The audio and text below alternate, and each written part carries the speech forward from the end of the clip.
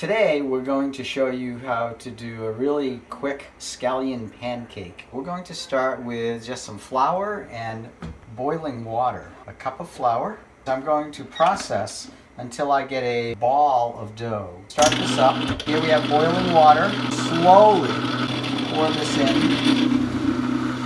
little bit more. If it turns into a slurry, you're going to need to add more flour. So you want to go pretty slowly. You really want it to form a ball. Here it goes. Here's the ball. There. So we're going to break off a piece of dough about the size of a golf ball. Break that in half. And I'm going to press these two halves out in this tortilla press. And you can roll it out if you want. So I'll press that down. Just going to give it a quarter turn and one more turn. I'm going to peel that off, and I'm going to do the same thing to the other half.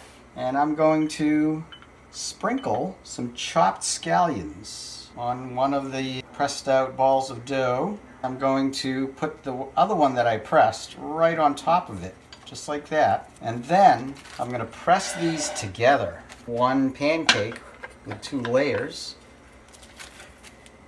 I'm going to do it again and again.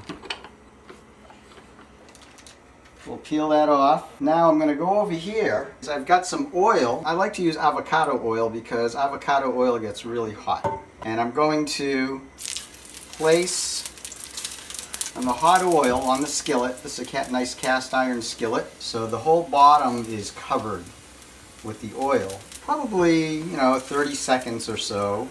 And as it starts to turn crispy around the edges, flip that over. It should be nice and browned on the other side. Alright, so that's browned up as well. We can take some filling, broccoli and beef.